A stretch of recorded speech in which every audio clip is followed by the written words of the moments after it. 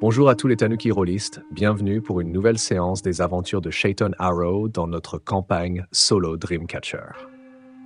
La dernière fois, notre cher Chayton a continué d'explorer sa double vie au lycée et dans la marche des rêves. Après avoir réussi à se rapprocher de Max Cartwright, le quarterback de l'équipe des Buffalo de Blackwater, il a pris la décision d'intégrer l'équipe de football pour se faire un réseau et renforcer son influence.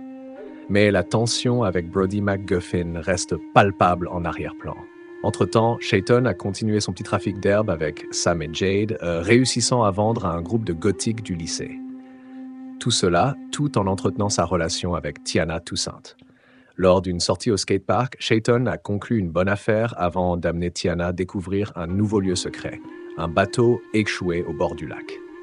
Ce bateau pourrait bien devenir leur petit refuge romantique, loin des regards de leur famille et des tensions familiales entre les Arrow et les Toussaint. Notre héros se trouve donc à jongler entre sa vie amoureuse, ses projets d'avenir dans la mécanique, son trafic au lycée et ses pouvoirs de Dreamcatcher, tout en essayant de naviguer à travers les relations complexes du lycée. Je te rends la main, prêt pour la suite de l'aventure. Et bonjour à vous les Tanuki. Eh bien, reprenons les aventures de Chayton. Je pense que ce jour-là, alors qu'on est le mardi de la deuxième semaine de septembre, si je ne dis pas de bêtises, ouais, je crois que c'est ça. La journée de Chayton va se passer tranquillement, sans trop de soucis, à part peut-être une mini-crise de narcolepsie le matin, parce que le cours était assez ennuyeux, cours de maths. J'aime pas les maths. Et sinon, l'après-midi, il y aura le club de mécanique, où je pense qu'on va peut-être faire une scène avec Savannah McGuffin. Et après, en fin d'après-midi, il y a l'entraînement optionnel de football américain auquel, du coup, Chayton va participer pour essayer de rencontrer le coach et démontrer de quoi il est capable sur le terrain pour essayer d'intégrer l'équipe. Bon, déjà, je pense que ça fait un bon petit programme. Du coup, je pense qu'on peut commencer par du coup l'après-midi avec le club le club de mécanique, s'il te plaît. Où du coup on était sous l'encadrement de Gregory Thompson, je crois, de mémoire, le surveillant, qui nous avait demandé aux membres du club d'essayer de réparer une corvette.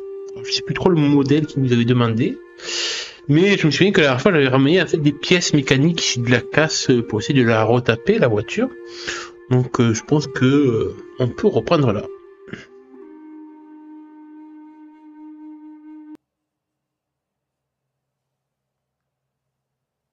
Effectivement, le club de mécanique est supervisé par Gregory Thompson, le surveillant un peu bourru, mais toujours prêt à aider les élèves dans leurs projets.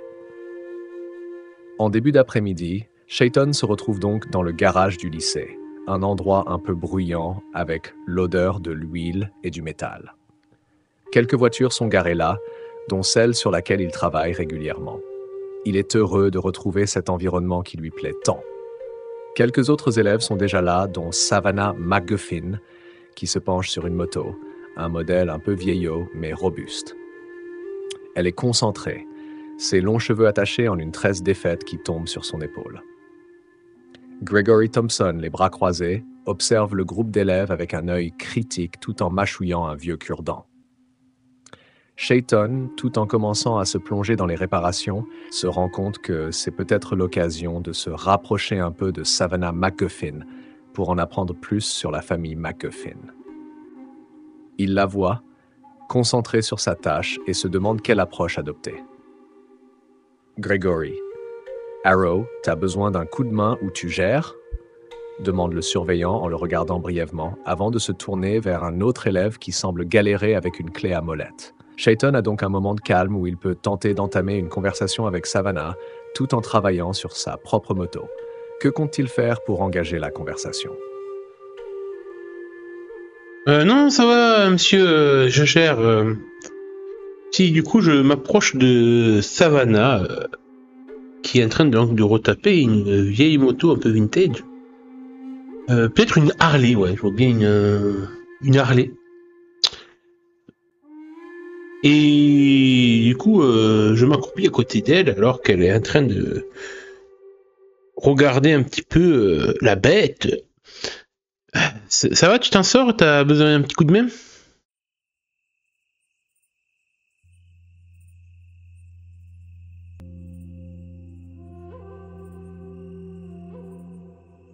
Savannah lève les yeux vers Shayton en lui adressant un petit sourire, essuyant rapidement ses mains pleines de cambouis sur un chiffon.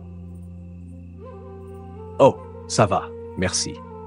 C'est pas la première fois que je travaille sur ce genre de modèle. Une Harley? Ouais. Celle-là a vu de meilleurs jours, mais elle est encore belle.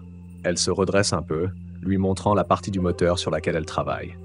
J'essaye de refaire la carburation, mais elle me résiste un peu. T'as déjà bossé sur une Harley, toi? Elle semble ouverte à l'idée d'échanger des conseils, tout en continuant de jeter un œil sur le moteur avec une certaine fascination. Shayton sent que c'est peut-être le bon moment pour essayer de faire plus ample connaissance et pourquoi pas glisser quelques questions sur les MacGuffin, mais tout en restant subtil. Ouais, je connais bien les Harley. Mon oncle dit qu'il y en a une. Tu sais, tu commences à me connaître niveau moto. J'ai réussi à finir de réparer la mienne ce week-end, ma motocross. Je peux te dire qu'elle vrondit du tonnerre. Je suis allé la tester un petit peu dans la forêt, du côté de la réserve. Et du coup, je pense que je vais l'aider à nettoyer, à refaire la carburation, pour regarder les circuits et tout, si tout est en ordre et tout, les décrasser si besoin. Tout en essayant de la questionner un petit peu sur le ranch familial des MacGuffin. Et du coup, sinon, vous avez pas mal de terrain, vous, pour vos chevaux, c'est ça? Vous élevez des chevaux pour les courses ou juste comme ça, pour le plaisir?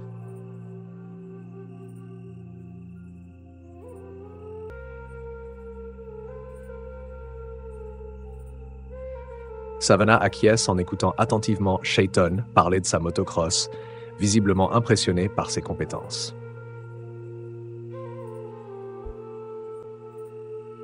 Ah, sympa, une motocross qui ronronne bien, c'est toujours un bonheur. On n'a pas ça chez nous, mais des chevaux, ouais, ça on en a. On élève des pur sang principalement pour la course, mais on a aussi quelques chevaux pour le plaisir. Moi, je fais beaucoup d'équitation, c'est presque aussi addictif que la mécanique, tu sais. Elle sourit en évoquant sa passion pour les chevaux, ses yeux s'illuminant un peu plus. Elle s'accroupit à nouveau près du moteur pour vérifier un câble, tout en continuant. C'est mon père qui gère tout ça, mais il me laisse m'occuper de quelques chevaux aussi. J'adore ça. Ça me permet de sortir de la maison et de me vider la tête. Elle semble vraiment s'ouvrir à Shayton, et c'est peut-être une opportunité pour continuer à creuser sur les MacGuffin sans être trop direct. Mais toi, avec la forêt et tout, tu dois avoir un endroit génial pour t'évader. Vous avez aussi des animaux là-bas? Bah oui, bien sûr, oui, il y a des animaux dans la forêt. Des petits, genre possum, raton laveur, voilà. Alors, un ours, c'est déjà arrivé qu'il y en ait eu un de mémoire. Presque m'a raconté mon oncle Neil qui est Rangers. Des coyotes, ouais, bah forcément, j'allais dire.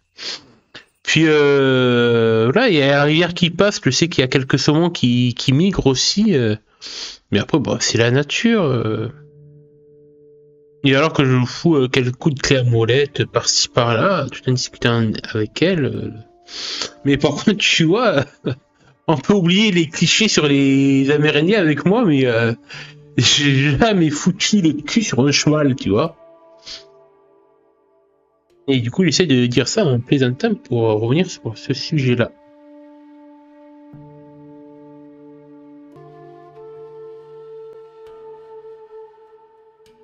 Savannah éclate de rire en entendant la remarque de Shayton sur les clichés.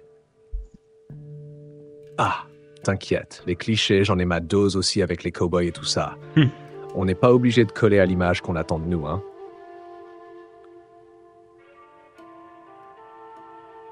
Elle sourit, son regard se posant brièvement sur la moto avant de reprendre la conversation. Mais sérieux, tu devrais essayer un de ces jours. C'est hyper relaxant en plus de te donner un vrai sentiment de liberté. Je pourrais te montrer quelques trucs si ça te tente. Elle continue de bricoler sur la moto, plus à l'aise avec la conversation. Chayton sent que cette ouverture pourrait être une bonne occasion pour se rapprocher davantage de Savannah et pourquoi pas en apprendre plus sur sa famille. Ça te changerait des motos et c'est pas si différent finalement, juste un peu plus vivant, je dirais. Si un jour, t'as envie de passer au ranch, fais-moi signe. Elle lui adresse un sourire amical, visiblement sincère. Ah ben parfait, voilà ce que j'attendais. Je sens un peu l'ignorance quand même. Ouais, pourquoi pas. Ça me dit bien un jour de tester, pourquoi pas. Histoire de voir si je suis un vrai indien ou pas. Que j'arrive à monter une de ces bestioles. Ouais, bah écoute, je sais pas. Je réfléchis tout à m'essuyer un peu les mains à un torchon. J'ai les doigts un peu pleins de graisse. Ce week-end, si t'es dispo, mais moi j'ai rien de prévu, donc on peut peut-être faire ça, non? Qu'est-ce que t'en penses? T'es prêt à m'initier au secret des chemins?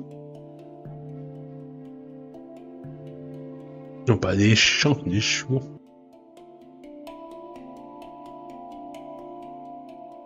Savannah sourit en hochant la tête, visiblement amusée par l'idée.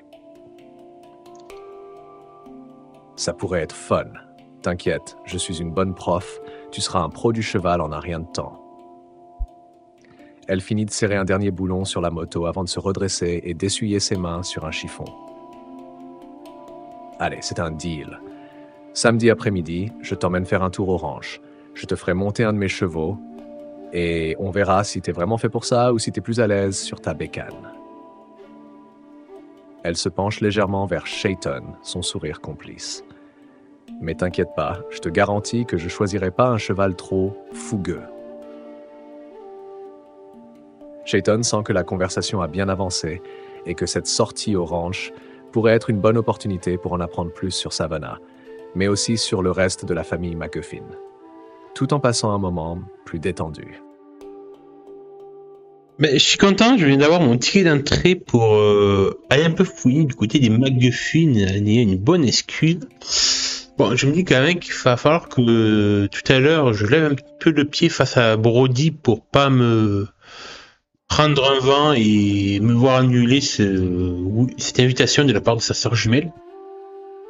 Du coup, je vais prendre un peu sur moi et quand le club de mécanique aura fini et que je me dirigerai du coup vers le terrain d'entraînement sur le stade en fait, le stade pas, le terrain de football américain derrière le lycée, pour rencontrer du coup le coach O'Reilly, je crois que c'est, et du coup le reste de l'équipe, dont Max, avec qui j'ai sympathisé avant-hier, hier, et du coup sûrement que je vais croiser Brody, qui va me juger du regard en me voyant débarquer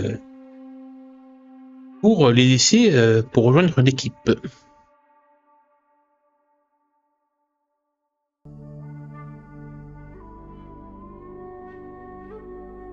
Quand Chayton arrive au terrain d'entraînement, il aperçoit déjà le coach O'Reilly en train de discuter avec certains des joueurs, dont Max, qui lui fait un signe de la main pour l'accueillir.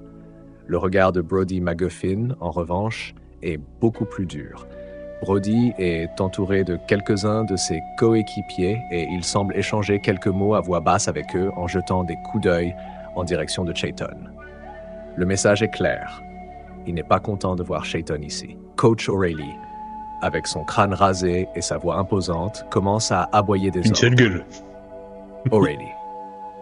Bon, Arrow, c'est toi qu'on m'a dit qu'on voulait essayer pour l'équipe. On verra si t'as ce qu'il faut. J'espère que t'es pas là juste pour glander. Mettez-le en place avec les receveurs. Le coach fait signe à Max de l'orienter vers la position qu'il va devoir jouer. Brody ne semble pas prêt à lâcher un commentaire directement, mais son sourire en coin et le regard moqueur qu'il lance à ses potes disent tout. Max, en revanche, reste amical. Allez, t'inquiète pas. Le coach fait souvent le dur au début, mais si tu montres que t'es sérieux, il te laissera une chance. C'est quoi tu veux essayer en tant que receveur ou running back? Chayton se retrouve alors à devoir faire un choix. se concentrer sur la vitesse et l'agilité en tant que receveur, ou essayer de prouver sa résistance physique en tant que running back, tout en restant vigilant à ne pas provoquer directement Brody. Alors déjà, je pense que d'un premier temps, avant de me laisser aller sur le terrain, Max va m'amener vite fait au vestiaire pour que je puisse me changer et enfiler une tenue plus adéquate. Parce que c'est vrai que moi j'étais en jean troué et Converse, donc bon, ça va pas le faire sur le terrain. Donc je pense qu'il me passe une tenue à ma taille et tout. Et du coup, quand je sors des vestiaires, en fait, je pense que je vais me concentrer plus sur la vitesse et l'agilité en tant que receveur, parce que la résistance physique, c'est pas trop mon truc. Je suis plus svelte que baraqué. Et du coup, je vais m'autoriser un petit jet d'approche pour voir comment je m'en sors de manière générale. Alors, je pense que pour le running back, j'aurais pris résilience et calme, le côté résilience, résistance physique. Mais là, vu qu'on est sur de la vitesse et de l'agilité, ça sera une approche avec souplesse. Et du coup, je vais aller faire mon jet de dés.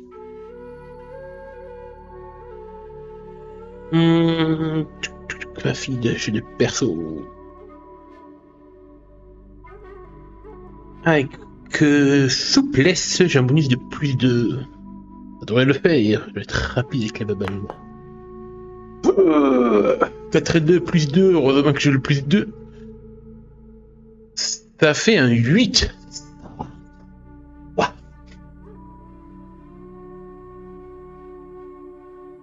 Et du coup, j'ai fait un 8 sur mon jet de dés, ce qui est un succès partiel. Donc, je te laisse un peu me décrire, parce que vu que je connais rien au football américain, mais je te laisse m'improviser la scène et me dire comment je réussis, mais des fois, je pense avec un peu de difficulté quand même. Néanmoins, voilà, ça reste un succès partiel.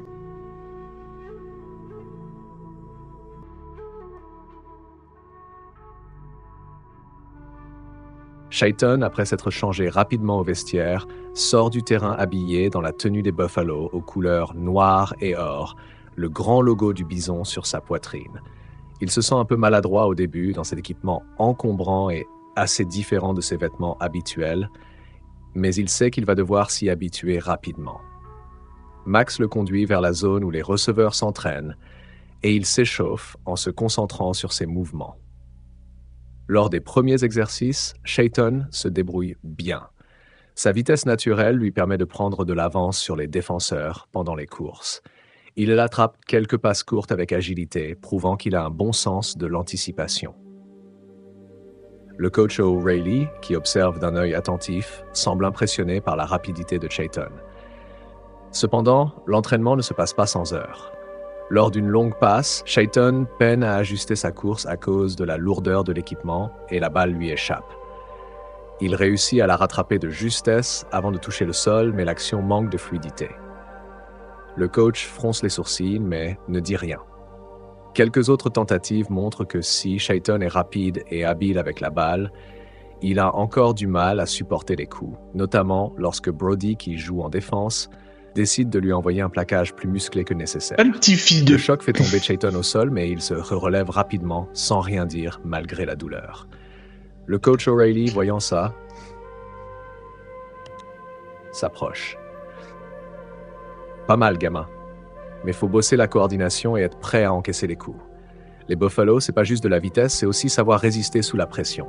Continue comme ça, on verra ce que t'as dans le ventre. Shaiton acquiesce, essuyant la sueur de son front. Il sait qu'il devra améliorer sa résistance, mais pour une première session, il a prouvé qu'il a les compétences de base pour être un bon receveur. Brody, de son côté, observe avec son sourire moqueur habituel, clairement jaloux de l'attention que Shaiton commence à recevoir. Je pense que même si le coach me voit quand même plus dans la place d'un receveur, il a quand même testé sur d'autres postes au sein de l'équipe. Et je pense qu'à un moment donné, il me demanderait de m'entraîner quand même, tu sais, un peu au plaquage, devant les gros mannequins en plastique qui servent justement pour les entraînements, les footballeurs américains. Donc du coup, sur ce coup-là, vu que ça va être de la force, je vais y aller avec une approche force et passion, en y mettant toute ma force et aussi un peu de rage, car du coup, je visualise en fait Brody à la place du mannequin. Du coup, ça va me donner la passion, la motivation. Et du coup, un autre petit jet de dés, parce que c'est pas mal de faire des fois intervenir des dés. Oh, j'ai plus de force et passion, parce que j'ai plus de passion que de force, mais... Allez. Oh, j'ai en 12. Je fais combien un dé? Un 6, un 4, plus 2, ça fait 12. Eh bien, j'ai fait un 12, ce qui est un succès resplendissant. Donc je pense que je vais bien m'en sortir pour cet exercice-là.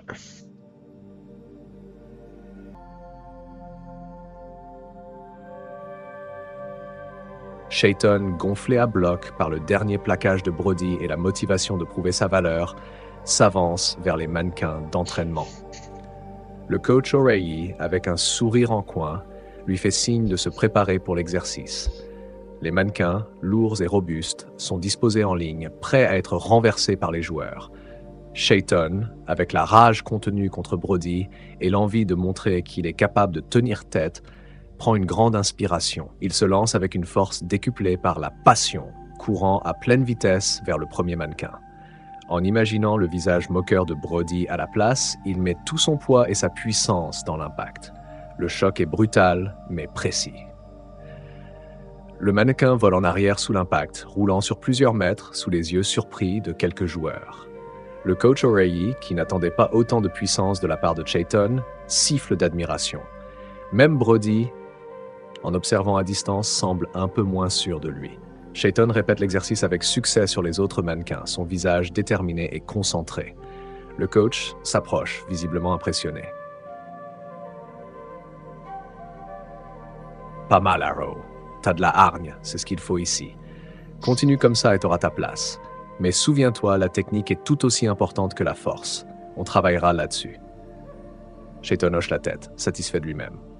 Il sait qu'il peut encore progresser, et cette victoire lui donne un coup de boost. Son plaquage a marqué les esprits, et même Max vient lui taper dans le dos pour le féliciter.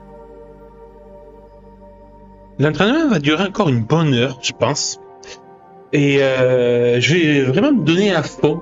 Parce que, en fait, je commence à y prendre goût à ce sport. De me dépenser comme ça et tout sur le terrain, ça me fait vachement du bien. C'est quand même, mine de rien, assez libérateur. Puis, c'est vrai que les sports d'équipe, je m'y suis jamais intéressé. Mais au final, ouais, j'apprécie bien. Et à un moment donné, je pense que même j'arriverai à faire une bonne passe à Brody qui sera assez surpris de ce geste. Pour lui montrer que je suis pas qu'un coyote. Et que peut-être qu'à l'extérieur, on peut se tirer la bourre entre McGuffin et Arrow, mais que sur le terrain, je suis prêt à collaborer avec lui.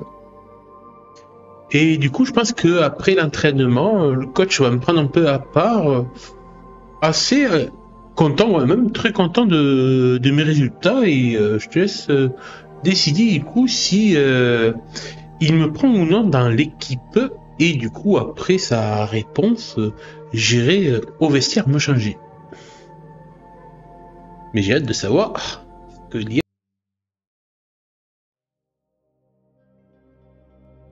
Après une heure d'entraînement intense, Shayton se sent de plus en plus à l'aise sur le terrain.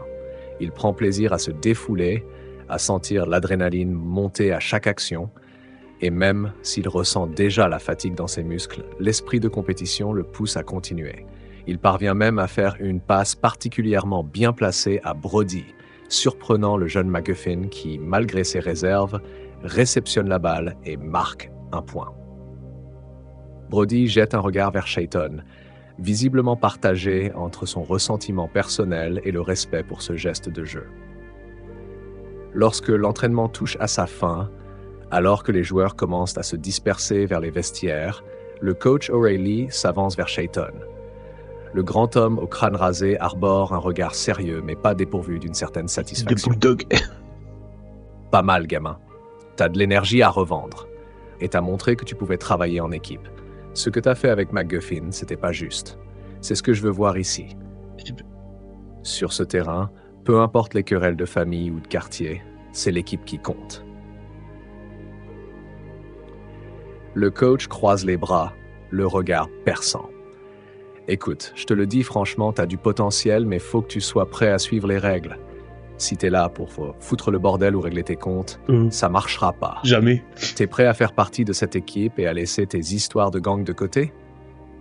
Shaiton se rend compte que c'est une sorte de test. Le coach veut savoir s'il peut faire confiance à un coyote pour intégrer son équipe, malgré la réputation qui le précède. Je retire le casque que j'ai sur la tête pour respirer un petit peu alors que le coach me prend à part pour me donner son avis. Et je souffle un petit peu là, j'ai la respiration un peu courte parce que j'ai bien couru. Et je pense que j'ai bien transpiré aussi. Et quand il me pose sa question un peu de test, je le regarde. Et j'ai instinctivement, je pense, la bonne réponse. Il dit, vous savez, coach, ce qu'il y a de plus important qu'une rivalité McGuffin-Arrow. J'attends un peu, je le vois froncer les sourcils, curieux de voir où je vais venir. Il dit, ben vous savez, ce qui est le plus important, c'est la rivalité qu'on a, les Buffalo de Blackwater, contre ces trous du cul de Thunderbird de Amber Lake, en faisant référence à l'équipe rivale du lycée de la ville voisine, où l'inimitié entre Blackwater et Amber Lake n'est plus à cacher à quiconque.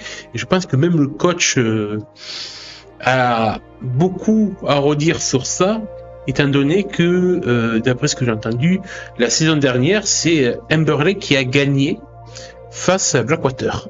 Et du coup, je compte jouer en fait sur ça pour le motiver à me prendre.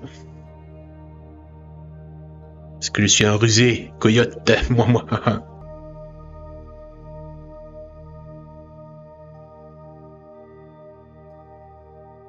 Le coach O'Reilly reste silencieux un instant, les bras toujours croisés, mais un sourire discret finit par se dessiner sur ses lèvres. La mention de la rivalité entre les Buffalo de Blackwater et les Thunderbirds d'Amber Lake semble réveiller quelque chose en lui. Il hoche lentement la tête, visiblement satisfait par la réponse de Shaiton. Tu sais parler, gamin. Et t'as raison. La seule chose qui compte ici, c'est de remettre ces sales gosses d'Amber Lake à leur place cette saison. Il se redresse légèrement en relâchant ses bras. D'accord, Arrow. T'as ta chance. Je te veux à l'entraînement vendredi et je te donnerai un rôle en fonction de ce que je verrai. Mais souviens-toi bien de ce que t'as dit. Ici, il n'y a pas de place pour les rivalités de quartier. Si tu te laisses distraire, t'es dehors. Compris? Il lui tend la main pour céder cet accord, un geste symbolique qui signifie que Shaiton est officiellement dans l'équipe, à condition de continuer à faire ses preuves. Je serre la grosse main bien large et épaisse du coach O'Reilly et je lui promets que je me donnerai à fond pour l'équipe. Un sourire sincère. Et du coup, je pense qu'il va me laisser déguerpir pour retourner au vestiaire et me changer.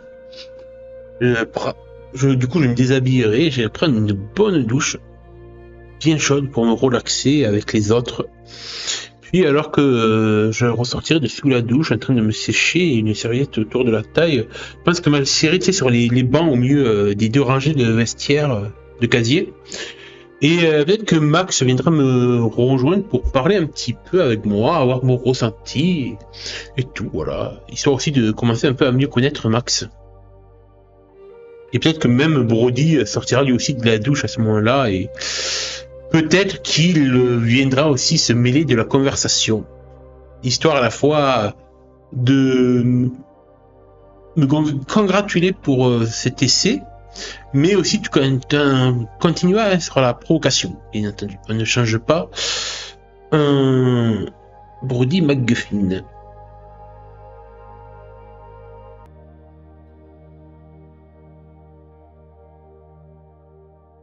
Alors que Shaiton s'installe sur le banc pour se sécher après la douche, Max le rejoint, déjà habillé mais visiblement détendu après l'entraînement.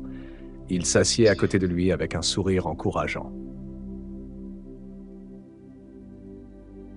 Pas mal pour une première, mec. Le coach a l'air de t'avoir à l'œil. T'as fait bonne impression. Il tape doucement Shaiton sur l'épaule, une sorte de félicitation discrète. Juste au moment où il commence à parler, Brody sort de la douche, une serviette nouée autour de la taille, son torse encore dégoulinant d'eau. Il s'avance nonchalamment vers son casier, jetant un coup d'œil rapide à Shayton et Max, avant de s'approcher d'eux avec un sourire narquois.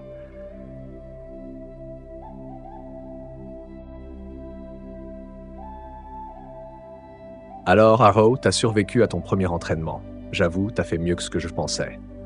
Son ton est à moitié moqueur, à moitié sérieux, comme s'il n'avait pas encore décidé s'il voulait le féliciter ou continuer à jouer au dur. Mais t'emballe pas trop vite, Coyote. Ça, c'était juste l'échauffement. La vraie bataille, c'est sur le terrain contre Amber Lake. T'es sûr que t'as ce qu'il faut? Parce que la dernière fois que j'ai vu un Arrow courir, c'était pour échapper à la police. Il rit légèrement, s'attendant à une réplique de Shayton, tandis que Max lève les yeux au ciel, visiblement un peu agacé par les provocations de Brody.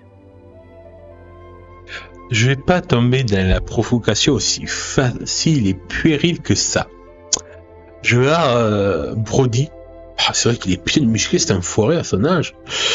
Et que bon, là, la confrontation des vestiaires pourrait tourner à ma défaveur, même si je sais redonner des coups. Tu sais, heureusement que le Coyote sait courir.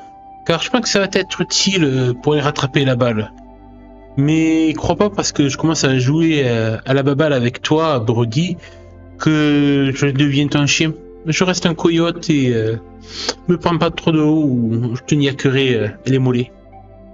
Et pour rappeler un peu le truc, je vais faire un petit check d'épaule un petit peu assez vif quand même pour tu vois qu'il ressente un petit peu le coup mais pas pour vraiment le taper mais juste voilà en mode petite provoque sympa pour là. T'as vu moi aussi je peux être aussi con que toi quand je m'y mets.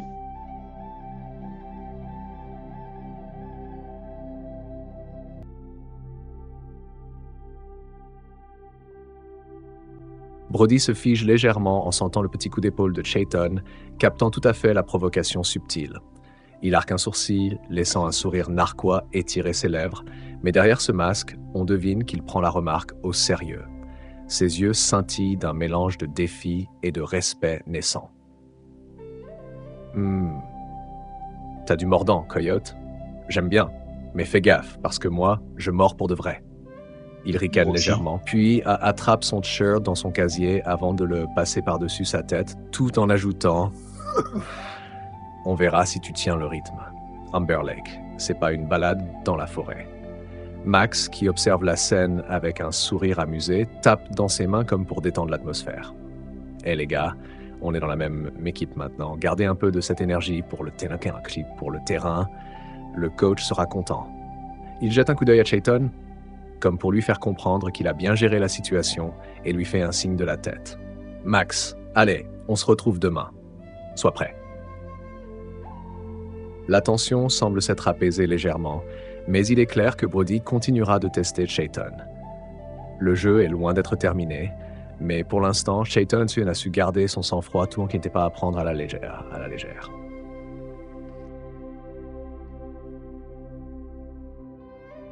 Je finis de me sécher avant de me rhabiller tranquillement.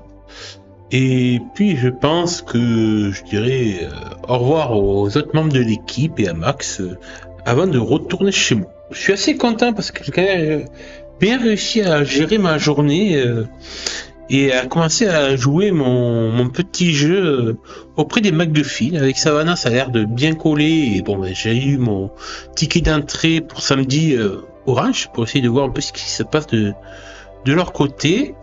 Et pour Brody, ça va. Je me suis pas laissé emporter face à lui.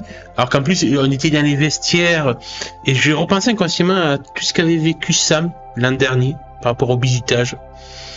Mais voilà, j'ai réussi à y faire abstraction pour essayer de penser plus à mon affaire concernant les McGuffin.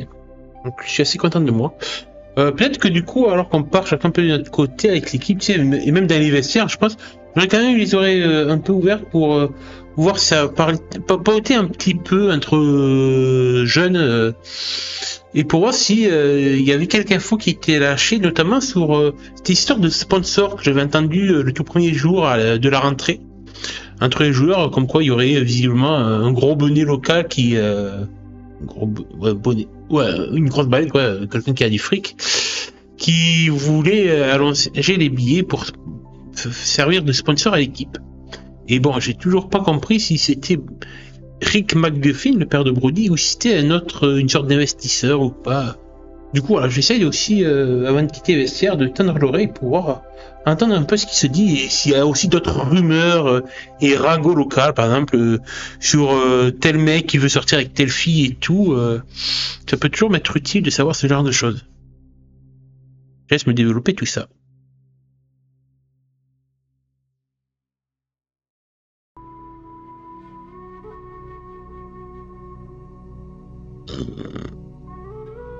Pardon. Alors que tu te diriges vers la sortie des vestiaires, l'ambiance est plus détendue. Les discussions entre les joueurs fusent et tu captes des bribes de conversation ici et là en tendant l'oreille. Un des joueurs, probablement un remplaçant, parle à voix basse à un autre coéquipier. T'as entendu parler du sponsor? On dirait que ça se confirme. Le vieux Rick McGuffin a mis pas mal de billets pour qu'on ait des nouveaux équipements. Voilà. Qu'est-ce qui se passe? Et peut-être une petite surprise pour l'équipe si on atteint les finales cette année. Son interlocuteur ricane doucement. Ouais, mais tu sais bien que s'il fait ça, c'est pas juste par bonté d'âme. Il y a forcément un truc derrière. Le vieux Rick, il fait jamais rien sans y gagner quelque chose. Le premier joueur hausse les épaules en réponse, tout en passant son t-shirt. Peu importe. Tant que ça nous profite, je vais pas cracher sur de nouvelles vestes ou des nouvelles infrastructures pour l'équipe. Un peu plus loin, tu entends un autre joueur murmurer à son pote. « Hé, t'as vu Savannah? Je parie qu'elle a un faible pour Shaiton Arrow. Wow, Ils quoi? étaient encore ensemble au club de Mecha aujourd'hui. Ça va rendre Brody dingue, tu crois pas? » Son pote ricane en retour. Putain, s'il y en a une Si qui Brody se met à péter les plombs à chaque fois qu'un mec approche sa sœur, il va devenir fou avant la fin de l'année. De toute façon, elle fait ce qu'elle veut. En quittant les vestiaires, tu as en tête plusieurs informations intéressantes. Il semble de plus en plus évident que Rick McGuffin est impliqué dans les financements de l'équipe et il y a fort à parier qu'il en tire profit d'une manière ou d'une autre.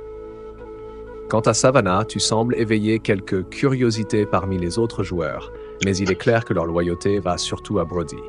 Alors que tu t'éloignes du stade, tu réalises que ce réseau d'influence des McGuffin est plus étendu que tu ne le pensais et que tisser des liens avec eux pourrait t'ouvrir des portes ou des problèmes. Des problèmes selon la direction que tu prendras. Alors, j'écoute très attentivement tout ce qui s'est dit par rapport à Rick McGuffin. Et bon, je comprends pas trop quel est son intérêt à sponsoriser l'équipe à part faire plaisir à son fils, ou peut-être se faire bien voir via l'équipe sportive du lycée. Bon, après, si c'est en même temps, bon, si c'est pour racheter des nouveaux équipements et tout, vu que maintenant je fais partie de l'équipe, d'une certaine façon, j'en profiterai aussi. Donc bon, pas si dérangeant que ça, mais il faut que je fouille un petit peu cette affaire-là. Par contre, quand j'entends que visiblement Savannah a un faible pour moi, mais alors je me raidis complètement, je suis figé, et je sens une sueur froide à mon dos, parce que c'est hyper problématique.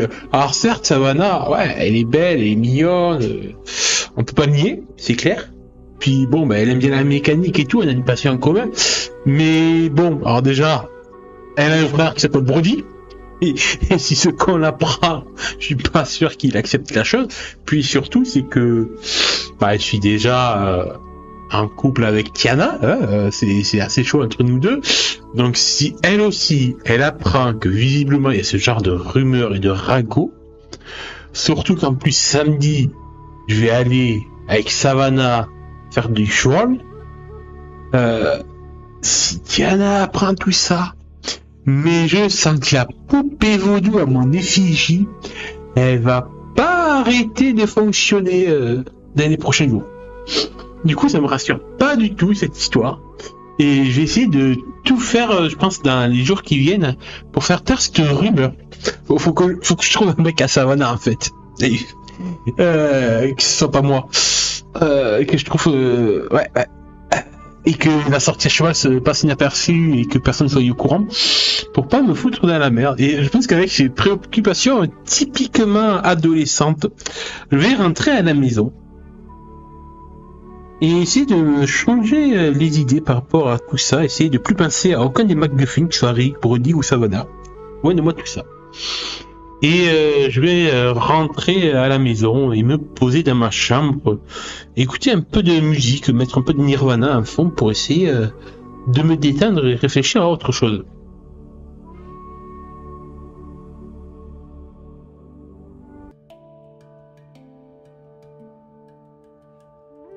Alors que tu rentres chez toi, les préoccupations te pèsent lourdement, en particulier cette rumeur qui pourrait dégénérer.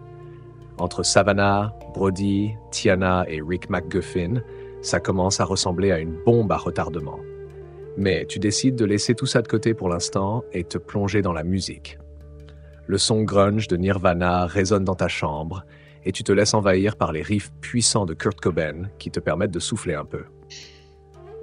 Allongé sur ton lit, tu te laisses emporter par la musique, fermant les yeux et essayant de te vider l'esprit. Cependant, au fond de toi, tu sais qu'il va falloir gérer cette situation avec intelligence pour éviter que les choses dégénèrent, surtout avec Tiana qui pourrait mal réagir si elle entend ces rumeurs. Le reste de la soirée se passe tranquillement. Ta mère est rentrée plus tôt que d'habitude et elle est d'humeur relativement calme. Mika, ta petite sœur, est déjà en train de se préparer pour aller se coucher tandis que ta mère se sert un verre de vin et regarde la télé dans le salon. Tranquille, mes mères. Lorsque tu descends pour prendre quelque chose à manger, ta mère te lance un regard en coin. T'as passé une grosse journée aujourd'hui, non? J'ai entendu dire que t'étais à l'entraînement de foot maintenant. Qu'est-ce qui t'a poussé à te lancer là-dedans, Shayton? Tu sens que la question n'est pas simplement innocente. Ta mère veut comprendre ce qui se passe dans ta tête et dans ta vie en ce moment. Je me doute que c'est sûrement Mika qui lui a révélé que j'étais allé à l'entraînement de foot. Parce que du coup, je lui aurais sûrement raconté à ma petite sœur ma journée, vu que on fait souvent ça en fait, quand elle et moi rentrent de l'école, on se pose devant la télé, allongé sur le tapis, en battant l'air des pieds, et en se racontant un peu de nos journées et tout. Elle m'a parlé de ses cours, qu'elle a fait des cours de dessin, qu'elle s'amusait avec et tout. Du coup, moi, j'ai raconté ma journée.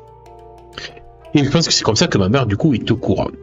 Et du coup, alors que je vais au frigo pour me servir, je vais prendre quelques tranches de bacon déjà cuites, que je mange de froid, j'aime bien, ça me dérange pas.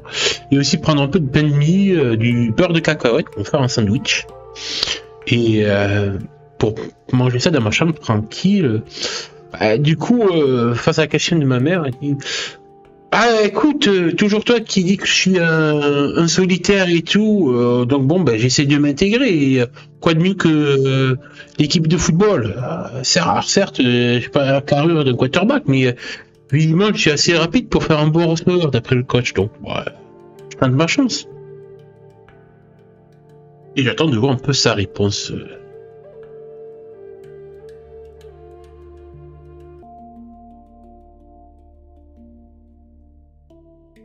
Ta mère te regarde avec un mélange de surprise et de satisfaction. Elle prend une gorgée de vin avant de répondre. Eh bien, c'est une bonne chose que tu essaies de t'intégrer un peu plus. Mais tu sais que le foot, c'est pas juste un moyen de se faire des amis. C'est aussi une question de discipline, de travailler en équipe. Et tu as toujours été un peu, indépendant, voire rebelle. Elle te lance un sourire, un peu moqueur mais bienveillant, comme pour rappeler que le côté solitaire et coyote dans ton âme est quelque chose qu'elle connaît bien. Enfin, tant que tu gardes la tête sur les épaules et que tu fais pas de conneries, ça pourrait te faire du bien. Mais fais attention avec les McGuffin. J'ai entendu des trucs sur eux, rien de bon. Elle te laisse tranquille après ça, te laissant réfléchir à ses paroles pendant que tu manges ton sandwich improvisé. Tu sens qu'elle est plus en observation qu'en opposition, mais elle veut s'assurer que tu ne te mets pas dans de mauvaises affaires avec Brody et sa bande. En remontant dans ta chambre, tu penses aux multiples facettes de ta vie que tu dois gérer en ce moment. L'équipe de football, Tiana, ton petit trafic, les McGuffin, et maintenant, les rumeurs qui commencent à circuler. La soirée s'écoule tranquillement, avec le son de Nirvana qui t'accompagne dans cette bulle de réflexion. Est-ce que tu souhaites explorer un autre aspect de ta semaine ou as-tu une scène particulière en tête à développer? Ouais, je sais ce que je vais développer là. En attendant, en fait, je vais manger tranquille mon bacon et mon sandwich au beurre de cacahuète, assis sur mon lit, non, au bureau. Au bureau, en fait, je m'assois plutôt sur mon bureau, ça sera mieux. Et je vais commencer à tisser un nouvel attrape-rêve. Que du coup, je repasse un petit peu justement à ma mission de Dreamcatcher. Et je me souviens de la discussion que j'ai eue la veille avec Ravi Pavel, le petit geek, qui visiblement a l'air d'avoir quelques problèmes en fait. Et visiblement, il s'angoisse facilement par rapport à la technologie, à l'intelligence artificielle, du moins ce que j'en ai compris. Ne parle pas pour toi, mais du jeu, t'as un élu d'IA. Mais voilà, mais j'ai compris qu'il y avait un truc et du coup, j'ai envie de plus sonder son esprit, en fait, de savoir un peu plus son problème et si je peux l'aider à résoudre cette peur.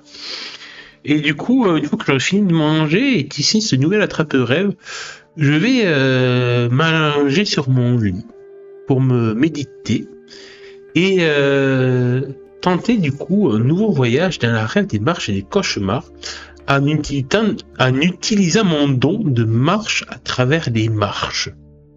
Non, c'est voyage à travers les marches, plutôt. Et du coup, je vais faire mon jet des dés.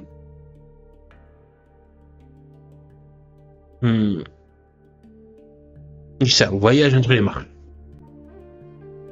Je le fais comme un lâchant prise. Ouais, ça me paraît le mieux. J'ai pas d'approche spécifique pour y aller. On va y aller à un lâchant prise. Et on verra bien ce qui se passe. Vu que je connais pas trop Ravi. Ouais. Est-ce que ça donnait à le chat? Voyage entre les marches, résultat de 9, donc c'est un succès partiel. Vous parvenez à prendre pied dans la marche des rêves et des cauchemars, mais en apparaissant dans un cauchemar comme seuil d'entrée. Ah, bah moi c'est fait.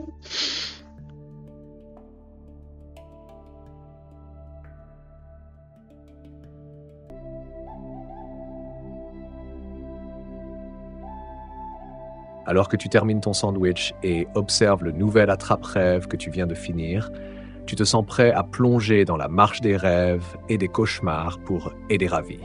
Tu t'allonges sur ton lit, l'attrape-rêve suspendu au-dessus de toi, et te concentres, laissant ta respiration devenir régulière. Tu entres en méditation et cherches à invoquer ton don de voyage à travers les marches.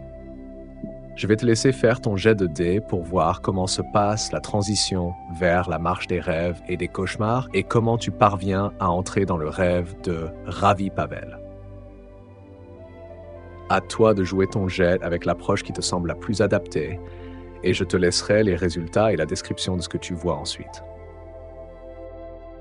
Ok, alors, on a dit qu'on y allait en lâchant prise. Ah bah ici, je l'avais fait mon jeu, c'était un succès partiel, ok.